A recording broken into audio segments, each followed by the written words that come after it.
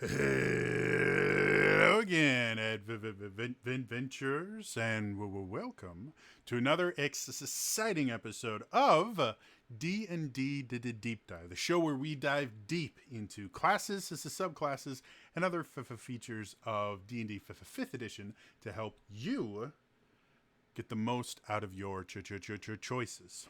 So today, we are finishing. This is a series I've been doing on backgrounds. As I've said in every single video, most people when they build a character for fifth edition, they choose their background at level 1.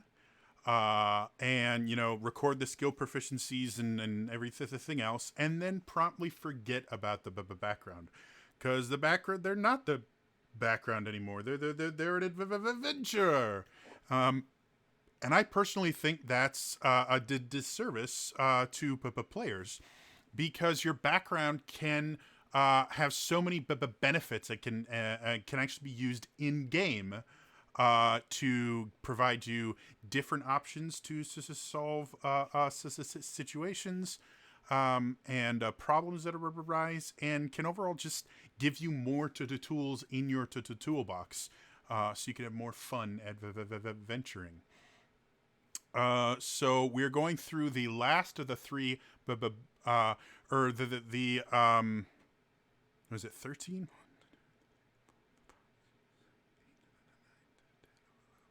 Yeah. So there's the 13 backgrounds in the player's handbook. We are going over the last 3 of those backgrounds. Overall, there's, I think, like 84 current backgrounds, and I think there might be a couple more now that Rime of the Frostmaiden came out. So there's tons of these, but I just wanted to start with the backgrounds in the PHP, because they tend to be where most people start with their backgrounds, and a lot of people aren't even aware that their backgrounds in the things like the adventures themselves, and like the hardcover adventures and stuff like that. I think just about all of them have at least one background you can take that's directly linked to the adventures. So without any further ado, let's jump into the next background, which is the sailor. To me, the sailor is almost the opposite of the noble, in the fact that the noble was super complicated and complex. The sailor, the whole background thing, other than the suggested characteristics, is like 5 paragraphs. So the entirety of everything in the background is about the same length as just the initial description of the noble.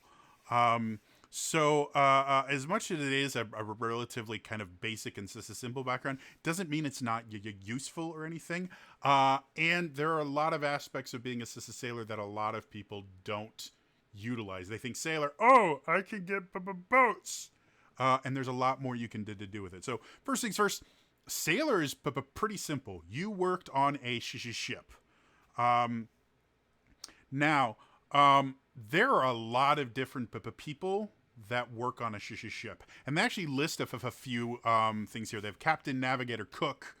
They specifically mention the bosun, which is spelled boatswain or boatswain, but it's pronounced bosun. And if you don't know what a bosun is basically the person that's in charge of the equipment on the ship and the crew. Depending on how the ship is organized, the bosun can be a relatively high-ranking member of the crew, generally just under the captain and the first officer. And with the fact that the bosun deals with the crew, the first officer is generally also in charge of the crew as well. So the bosun, the bosun and the first officer's duties sometimes overlap and things like that. To my understanding, again, I get most of this from a couple, articles I've read. I am not an expert on running a ship. However, what that means is choosing this as a sailor can be a lot of the things. Again, a lot of people undervalue certain aspects of being on a ship. Like they think about the captain, they think about the first officer, and maybe the navigator, or whoever is piloting the boat, which may be the navigator. It may just be whoever is trained at that particular point, and it may be that the captain takes over to driving. But those are the things that people think about. Well, I was just a sailor. That's they kind of think about. Or they think about swabbies, where basically you just go around and clean stuff all the time. But positions like the cook, as much as the cook sounds like a really low ranked position, the cook controlled the food. And as much as the cook was, followed the captain's orders and the officers in general, that's still a lot of power on a ship. It's one of the reasons why, this is a spoiler alert, in Treasure Island, the main, the villain starts out as the cook on the ship. The cook has a connection to the crew that no one else on the ship is really going to have, because they get to nurse the crew, they could control the food, they control the quality of the food. So being the cook on a ship it involves a lot more than just being, I'm the lowest ranking member in the crew and I cook stuff. No, there's relationships that are built into it. There's politics that can happen, like on a sailing ship. The cook has a lot more power than a lot of people would think. So when you are thinking about taking the sailor background, don't just consider it's like, oh, boats. Think about the other stuff you do on the boat to keep it working. Like a bosun would have to have a decent analytical mind. The same with a navigator. Navigator has to understand a little bit of its astronomy, because most ships sailed via the stars at night, because you can't just stop sailing at night. And a navigator would also have to understand cartography and things like that. All of those are very math-based things. So a navigator would naturally be really good with numbers, which can give you other benefits when you're not dealing with navigation. Same thing in the bosun. Yeah, they're good at inventory and things like that. They're also, they're in charge of the crew. It means they have leadership capabilities. It means that they're generally at least decent at knowing how to motivate people, because you can't interact with a crew, especially on a confined thing like a ship, without being able to understand how to get people to do what you need them to do. So don't just focus on, boat go float in the water. Think about all the other stuff that's involved in running a ship and how you fit into that very, very complex machine. When we get to these skill proficiencies specifically, this skill proficiency just makes sense. They get athletics because working on a ship is a very physical thing. In general, something that a lot of people may sometimes forget, sometimes not, but sailing ships are run on knots. Knot tying is a super useful thing on a sailing ship, because that's how you secure the sails. That's how everything is kept in place is with ropes. And to tying a knot is, most people think it's a dexterous thing. Well, yeah, sure, but when your rope is this thick, tying a knot, tying a rope onto a belaying pin to ensure that it's not going anywhere takes a lot of strength. Moving those cannons and cannonballs takes a lot of strength. Or ballistae if your particular campaign doesn't use gunpowder. Climbing up and down the rigging and things like that to loose the sails and to secure the sails, like all that stuff takes a lot of strength. So athletics makes perfect sense. Then the other one is perception, which is another really important thing on a ship, because very small details can sink a ship. Somebody didn't tie the rope to they didn't secure the rope to the belaying pin correctly. Your sail might get unsecured in the middle of a situation where you need speed, and you suddenly drop speed instantly while you're running away from someone. You're screwed. Um, you notice something in the water, especially in D&D, where there are things like krakens and dragon turtles. The ability to notice there's something in the water that shouldn't be there, very, very important. And in general, in D&D, perception is probably the most used as a skill in the game. So perception is always useful. Tool proficiencies, they get navigator's tools and water vehicles, which I guess it makes sense, but not everybody on a ship knows how to use like a sextant or something like that. Generally, only the people that use it. So if you're a cook, I find it a little weird that you can use navigator's tools, but again, this is a generalized thing.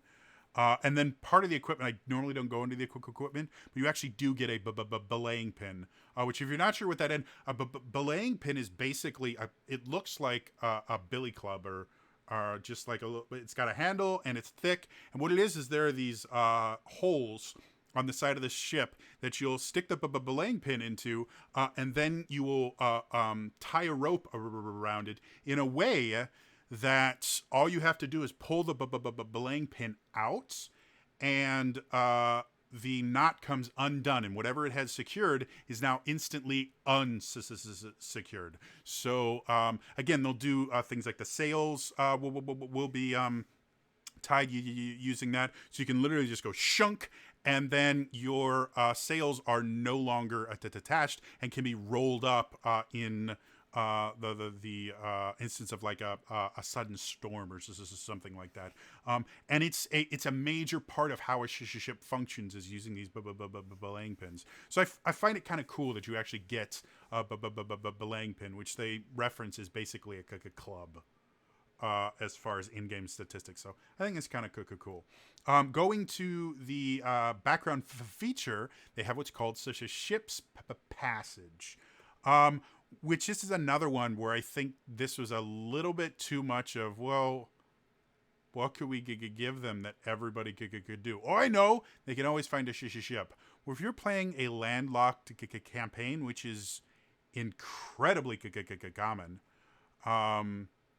even if you're working on like I use Forgotten Realms a lot because that's the official setting for 5th edition D&D. So I use that a lot because most people that play D&D will be familiar with it. But in instances like, even if you're on the Sword Coast, where a lot of D&D stuff happens, which is right on the coast, and there's plenty of sea travel, you could run an entire campaign on the Sword Coast and never set foot on a boat. If you're more inland, like Elturel, which is part of the Descend into Avernus campaign, you actually start out in Elturel, which is landlocked. Or Cormyr, which does have I think it's the Sea of Stars to the north, but the majority of Cormyr is in a forest. There are no ships. Or if you go to other settings, you go to Dark Sun, they don't have oceans. The closest they have is the Sea of Shifting Sand.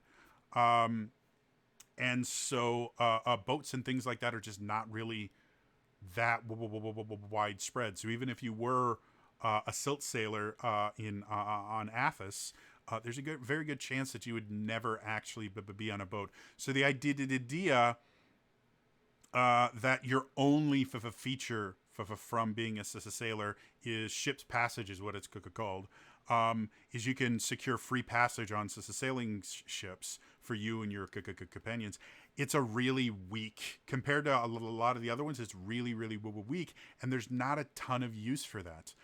However, when you focus more on the aspect of being a sailor means understanding how ships work, understanding how the docks work. Every city that has water access will have a docks area. If they're on like just if they just have a river or something, it may be very very small. Maybe only have one or two docks on it. But anyone that has access to any city that has access to water will have a docks area because transporting goods on water is significantly easier than transporting them over land. Um, so, yes, maybe ship's passage means you can get passage on a ship, but don't forget you also understand how the work it takes to unload a ship and get it back loaded. Depending on who you were, like again, if you were the bosun, there's a very good chance that you have friends at various docks because you're in charge of the equipment on the ship. That means anytime you're taking on goods or taking off goods, you're going to be involved somehow. So yeah, you might be able to get a passage on a ship, but you also are going to be able to talk to the dock workers and be able to go, hey, yeah, I know that this duty works the docks in this city. Oh, you know Phil? Yeah, Phil's great. And that gives you an in to finding out information that you normally wouldn't. Because, again, money tends to rule a lot of societies. If you can get in good with these supply chains, you will find out a lot more than you will. Again, most people, when they need to find out information in an RPG, they'll go directly to the tavern because that's where they've been taught is where all the rumors go. Which is, yeah, if you're looking for gossip, a tavern or a bar, it's a great place to go. If you're looking for actual verified information, go to the docks, go to the shipping district and talk to the people that are actually unloading and loading the goods. A lot of people consider them kind of lesser beings, dock workers and the things like that are pretty low on the totem pole. And because they don't really consider them full-fledged people, they will say things that they shouldn't because, well, all that's around them is moving furniture effectively. And then again, dock masters get to control what comes in and out of the city. So if there's illegal goods, the dockmaster is probably going to know about it. Whether or not they're actively involved in it or not, they're going to know when things are happening and when weird things are being shipped out, or when shipping in general just changes, like when different items start getting brought into the city a lot more often, or certain items just aren't showing up on manifests anymore. That's a really big deal. So yeah, ship's passage is really, really great. But as a sailor, you know a lot more. Even if your ship was not a cargo vessel, you have had to deal with cargo. Even a warship has to deal with cargo. And even if you were just the lowly guy that swabbed the decks, you unloaded and loaded cargo. You went off the ship for shore leave on a fairly regular basis, and you probably spent at least a little bit at the time in taverns that are in the docks section of this city, because it's the closest thing to the ship, and your quarters are still on the ship. So you go get drunk, then you stumble back and you sleep it off in your bunk on the ship. So never ever underestimate, no matter what your background is. Don't forget, there's more to your background than just the feature that they list here, and using the other knowledge you would have acquired as part of your background can be just as useful as your background feature. So yeah, the other thing about sailors is there's a variant sailor called the pirate, which is another really interesting thing, because if you know anything about the history of piracy, pirates were not pirates for everybody. A massive proportion of pirates, even really, really famous ones, were not pirates where they just went out and and I steal we steal what we want and make them walk the plank and yar. That's not really how piracy worked. A lot of pirates were privateers, where they would steal and they would be pirates to a certain country or all but one country. But for that country, they were fine. And even ones that weren't specifically authorized by the crown, there would be certain groups that they were more friendly to and certain groups that they weren't as friendly. So just because you say you are a pirate, you're, doesn't mean that everybody has to see you as a bad guy. There will be some people that consider you a hero because you are stopping the bad guys from doing bad for being able to supply the bad guys with food or to troops or whatever. So I like that aspect of you can be technically a good pirate, or you can just really lean hard into the Pirates of the Caribbean style pirates, where there are all these kind of anarchist groups that have their own codes and the things like that. But you're still going to have similar skill sets to this as a sailor. The nice thing, though, is it actually has a variant feature for being a pirate, which is bad reputation, which is effectively you can commit minor crimes, like maybe breaking something or threatening someone. Nothing like, flat out murder or that.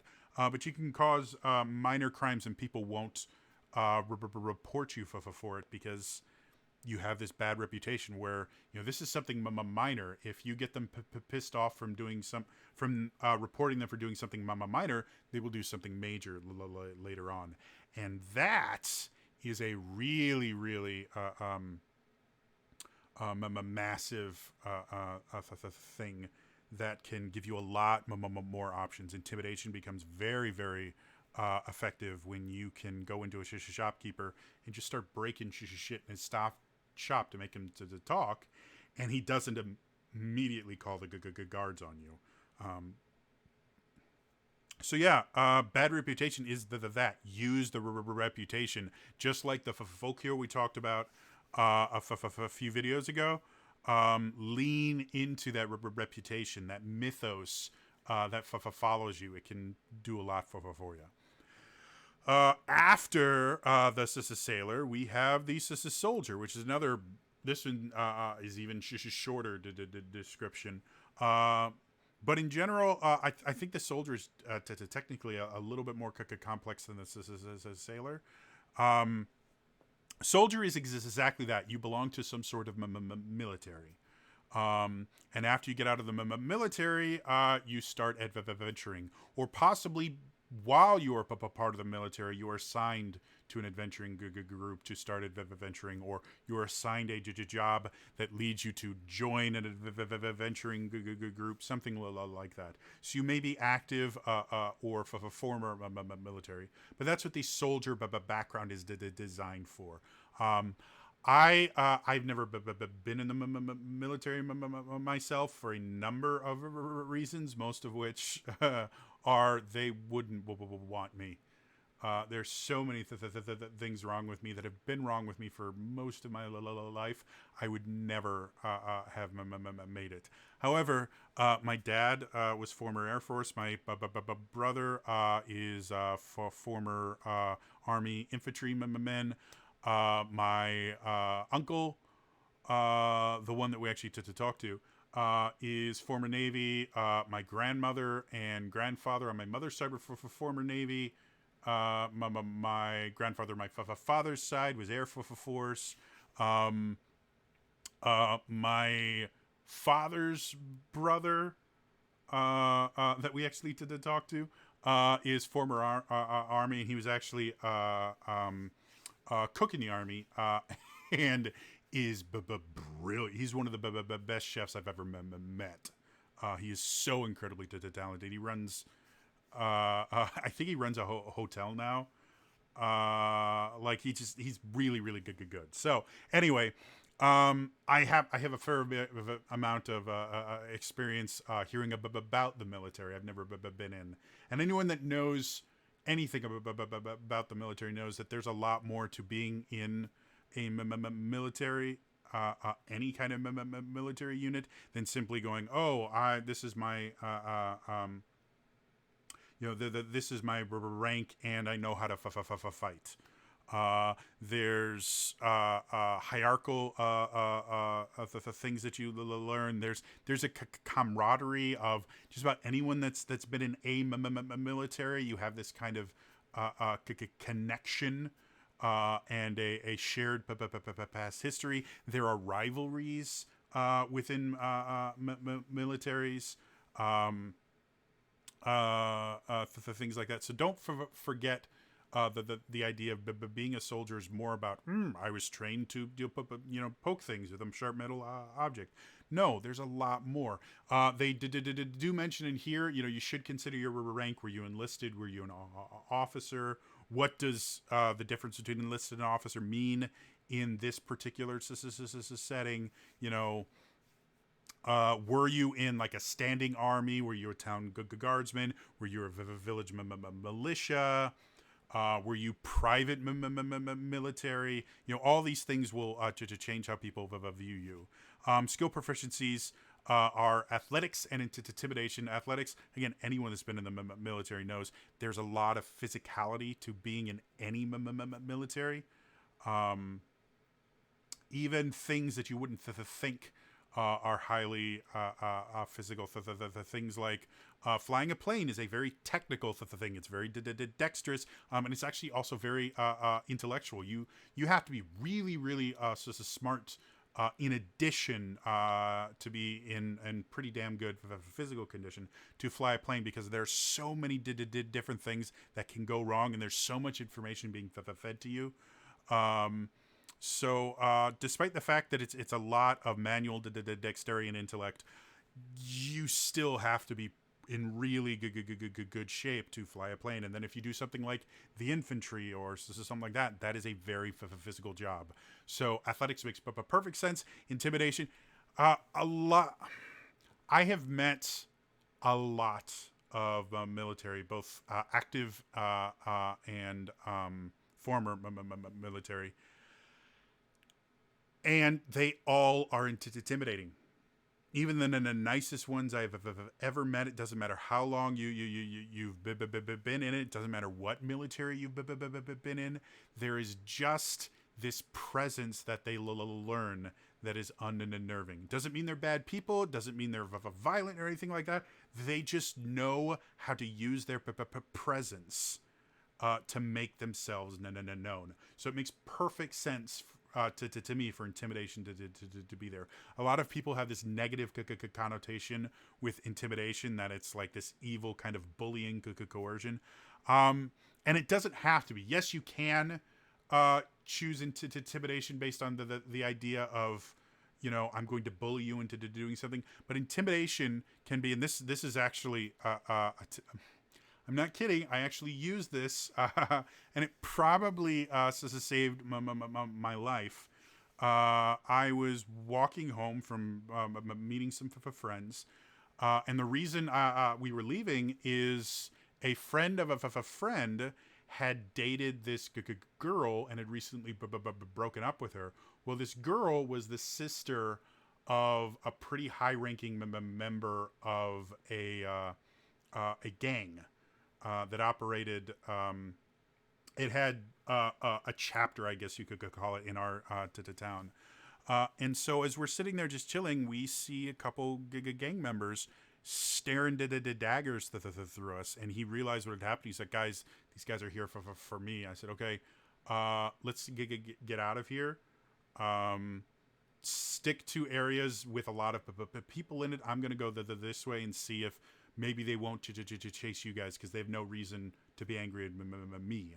So stick to areas that are heavily populated until they get tired, because they're probably not going to do anything with a lot of witnesses." And sure enough, they got in their car and or my friends and this other person got in the car and drove off, and I started walking home. and these guys got into their SUV, drove up, stopped in front of me, and one of them came out and started threatening me. And I at that point I was like 6'2", 6'3". Like I was still a big guy, not quite as big as I am here. And I was actually in really good shape back then. It was before I became the fat blob you see before you. Um, and So this guy comes up to me, starts to threaten me. He's like, "Hey, why were you hanging out with that guy?"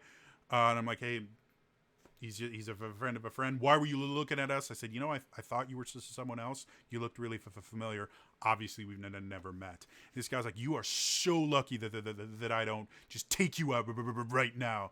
And knowing my own de-escalation to training, I'm like, you know what? You're probably right, and I'm really appreciative of that. So thank you. I didn't cower or anything. I just said you're probably right. Thank you. I appreciate that. And the guy's like, man, I'm gonna take you out. And that's when I changed. I went from, you're probably right, to he goes, man, I should just take you out. I said that would be a mistake. And he looks at me. He's like, dude, you are so lucky I don't I said, yeah, you're probably right. I'm going to take you out. That would be a mistake. And that's all I said is I just stood there. I'm a big guy. I had already shifted back into a slight, I wasn't like, ugh, but I'd shifted my feet to get into a position where if he threw a punch or pulled a weapon or something, I could react well. Yeah, that's all it took. Was I stood there. I looked him just straight in the eye. I didn't smile. I didn't yell. I didn't raise my voice. It was just that would be a mistake. I made it. It wasn't a threat. It wasn't anything. It was simply that would be a mistake. Maybe you should go. And he got in his SUV and he left. Now I am super lucky that he didn't to take any offense to it or anything. Because then he might have tried to hurt me, and I'm not 100% positive I would have survived that. But that's an example of intimidation without being a bully or anything. Is simply exerting your own presence. You don't have to be a bully. You don't have to be abusive to be intimidating, though that is a route you can go. You can simply be assertive. And forceful in your own presence without having to hurt someone either physically or emotionally. So yeah, athletics intimidation. They get a type of gaming set which is really popular, but I guess it makes sense because again, in the military, there's a lot of like downtime where you're not allowed to go anywhere, but you also don't get to do anything. So getting cards or playing dice or something makes sense. And then they also get land vehicles. It's effectively horses, carts, stuff like that. They know how to do that, which again makes sense. And then I will mention equipment because specifically they do get an insignia of a rank, which will feature into to their background feature.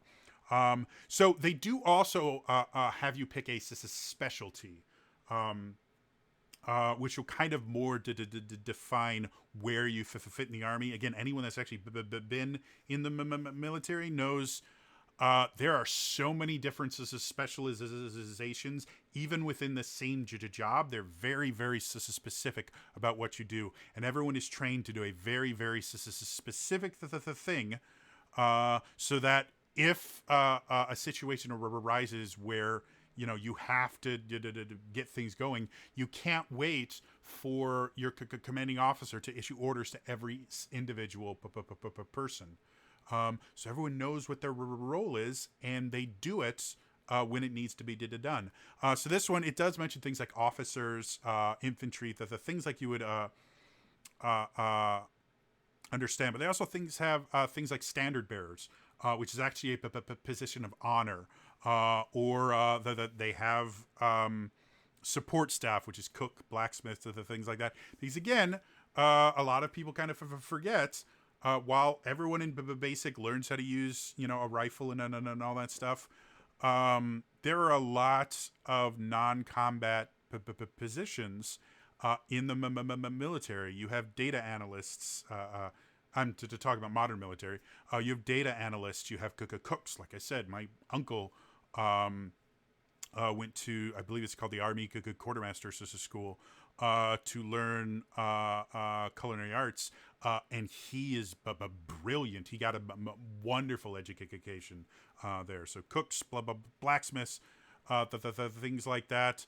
You're going to have navigators in the army, and not just for ships or in any military thing. Not just for ships. You're going to have navigators that their particular job is going to be just understanding, map making. Scouts will kind of fall into that, but they will have someone that they report to that will take the information that the scouts give and actually make plans in that. And that might be an officer. You might classify yourself as scout and you're the head scout, whatever. So really to think about your specialty and the additional skills that would give you, and the additional connections you would make. The background feature is military rank, which is an interesting thing because a lot of people kind of think they understand military rank, and for the most part, it's not the most complicated thing. Everybody has someone above them, and you do what the person above you says without question. But the issue comes into the idea where you have parallel units. Where someone is a higher rank than you, but they're not your commanding officer, and how do those interact and the things like that, because that can create tension, and there are politics in the military and the things like that.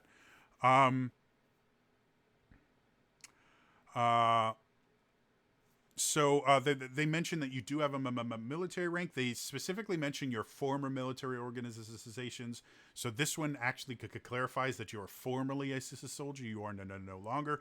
I don't think that has to be the case. If you're running a D&D campaign, I think you can be active military and just be a specialist that has been sent off on a specific mission that involves you working with your D&D group.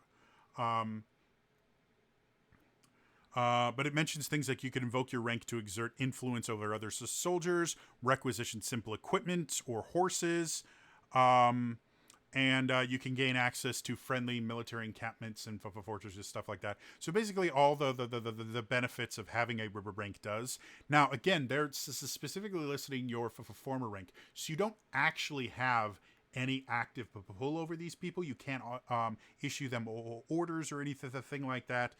From this description, because you're no longer active military. However, again, dealing with a lot of military people, being able to invoke your rank does give you a certain sense of authority, even to non-military people. And I've seen this happen in I don't want to really say quote unquote crisis situations, because I haven't been in a ton of those, but just frantic situations where someone has to take control of a situation. Whether again, I saw it in retail on a fairly regular basis. I worked with a lot of former military, and it was really simple to watch them kind of to take command. And if somebody could question them, they were very quick to point out, no, I'm a former Marine, I've dealt with this for this long.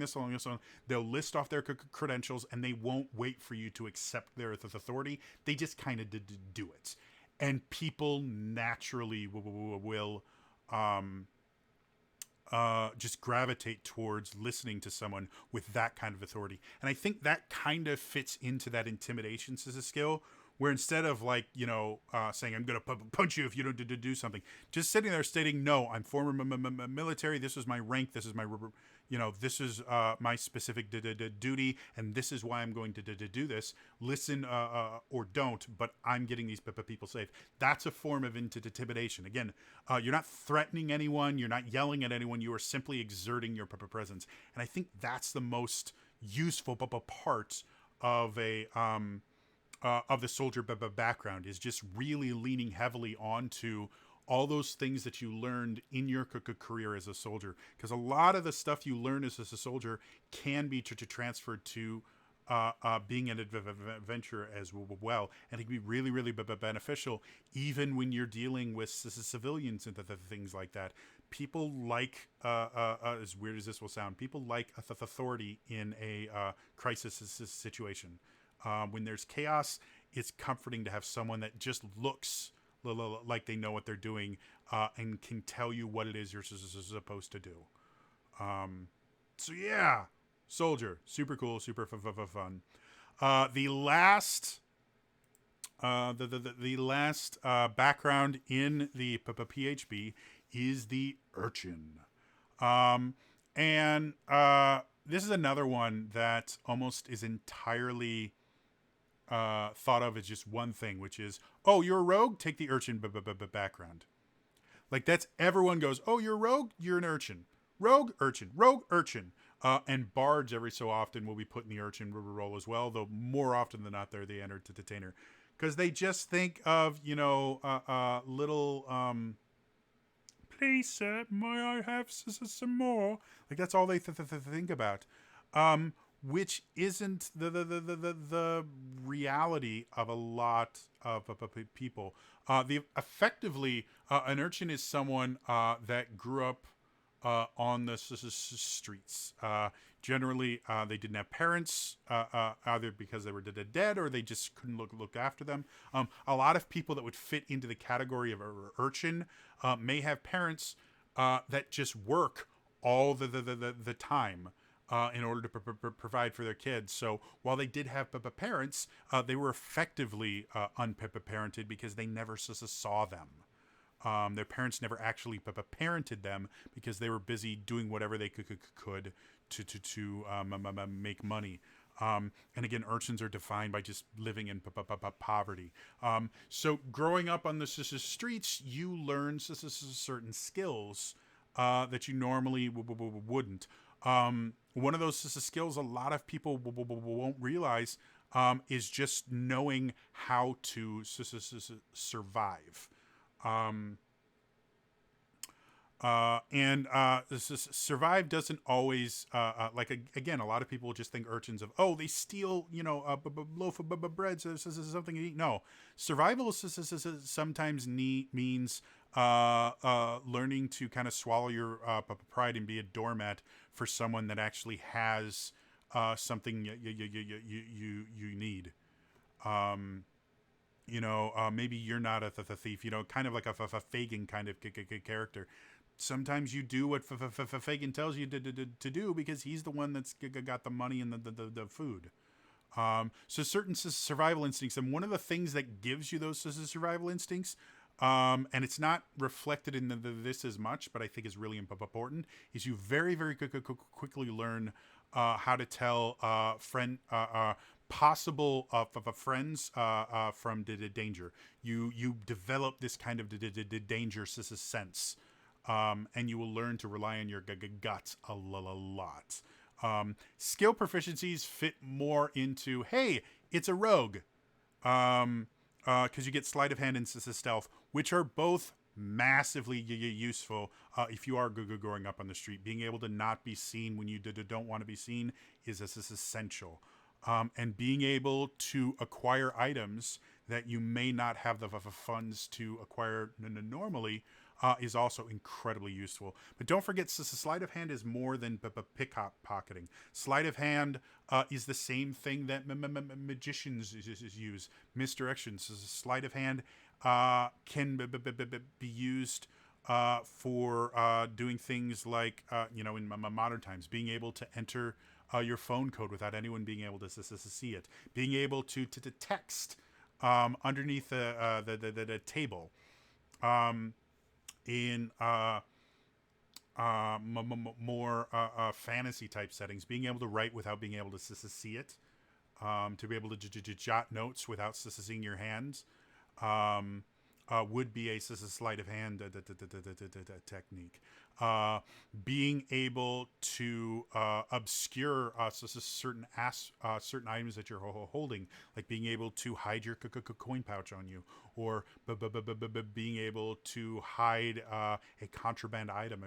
Those are also sleight of hand that have nothing to do with stealing from someone else, and simply keeping things to yourself. So don't underestimate and force sleight of hand into, oh, I can steal things. Sleight of hand is effectively being able to use your hands in ways that don't telegraph what it is that you're doing. And then stealth is stealth. Tool proficiencies, disguise kit, and the thieves tool. Again, I'm a huge fan of the disguise kit. I love it. I don't think enough people use it. Thieves tools are used for everything. That's another reason why Urchin is like, oh, you're a rogue. Because sleight of hand, stealth, and thieves tools are all proficiencies you get being a rogue. So this just feels like more rogue. I do want to mention one thing in the equipment that they mention, which is a pet mouse, which I just think is wonderful from a character perspective. Having a pet really changes the dynamics of how you play your character, because you have another life that you feel responsible for. And especially a mouse. Mouse are mice. Mice are remarkably smart. They can be trained. So it gives you another way to deal with obstacles. Again, having a trained pet can be incredibly useful. And combining that with your sleight of hand, you can hide that you have the pet. They're taking all your equipment when they're locking you up in jail, but you have trained your mouse where to hide so it won't be found. So when you're in the jail cell, you just send the mouse out to get the key and get out. So yeah, I love that aspect of the Urchin, is that they have this little pet. Their background feature is called City Secrets, and it is another unbelievably useful one that I think a lot of people undervalue, specifically because of how it's described here. It specifically says, secret patterns and flows to cities and can find passages through the urban sprawl that others would miss. And then it goes on to emphasize, when you are not in combat, you and companions you lead can travel between any two locations in the city twice as fast as your speed would normally allow. Most people will read that and think, okay, that is the only benefit you get, is you can travel faster in this city than normal people. And I think that's wrong, because that first part is the most important part. The secret patterns and flows to cities. It doesn't say the secret secret patterns and flow to the city you grew up in. The secret patterns and flow to cities. Which means when you get into a city, you already, from your own experience, having to live on the streets and having to know where it's safe and where it's not safe to be, and the best places to get from one place to another without being seen, and things like that. You understand the city in ways other people don't. Anytime you're in the city, yes, you can travel faster, but you can travel to places other people can't. You'll be better at finding hidey holes where people will store useful items. You'll be better at finding illegal hangouts for things like thieves guilds and the things like that. Because if you grew up on this street and there was, a thieves guild, or we call them gangs now, that controlled a certain area of this street, you knew how to spot the gang members. You knew how to spot their hideouts and the things like that. Because if you upset the underworld people that actually control the city, you don't live. So those can be massively useful anytime you're in a city. Again, the underworld is going to know things that the upstanding world doesn't. They're going to have access to things the upstanding world doesn't. That's one of the reasons I love the criminal background as well. That thing where they have contacts with the underworld. The Urchin doesn't have that skill. They don't have contacts where they can automatically get in contact with people, but they do know. They would know where they could possibly find someone. They would have to negotiate. They would have to find a way to prove themselves. Unlike the criminal who already has an in with a criminal organization from their own background. But that still means they have a connection to the underworld. And then there's also the non kind of illegal aspect of, other urchins, the other, homeless population, these other people that know how to survive in a city without money, without shelter. Those are a particular set of skills. It's not something that everyone can do. So there's a good chance using your understanding of the patterns and flow to cities is going to give you a huge little leg up on anything from information gathering, finding ways to travel, finding places to hide. That is the real power of the Urchin, is the fact that they know cities like nobody else does. So yeah, hope you guys enjoyed these backgrounds. I hope this gave you some inspiration, so that the next time you play your character, you can actually start bringing out your background more and using it as an active part of your character, instead of just flavor that you chose at level 1 and that you never mention again. Because backgrounds are a huge part of the game. It was intentional that you are required to choose a background, because it makes your class that much more customizable, makes your character that much more unique. And the most fun part about playing D&D with a group of people is having unique characters all coming up with their own solutions to problems, and always with a feeling like you have a special spot in this group that no one else can do. So even if you do have, 2 monks, if one monk is an acolyte and another monk is a criminal, like my monk, they're going to play massively differently. Even if they choose this as the same subclass, those backgrounds are going to differentiate how they choose to go about doing things. It's going to differentiate what options they see as viable options. So, lean into your backgrounds. Use them for more than just flavor. Use the skills and knowledge you gain from living a life in your background before becoming an adventurer. And have fun with it.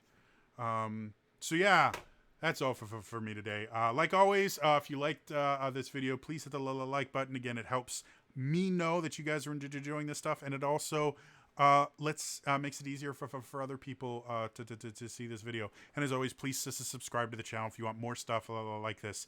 Like I mentioned in a previous video, Tasha's Cauldron of Everything, which I now remember what it's called, is coming out in November. It is a massive update to D&D rules. I will be doing a lot of coverage for Tasha's, because there's a lot to cover in there. So definitely stay tuned for that. In the comments below, now that you guys have seen and heard all the backgrounds, what is your new favorite background, as far as, wow, I didn't see that before, I now really want to try playing a background like this? I'd really be interested into hearing what you guys got from these videos and what you guys saw. Otherwise, that's all for me today, and I will see you guys next time. All right? Bye-bye.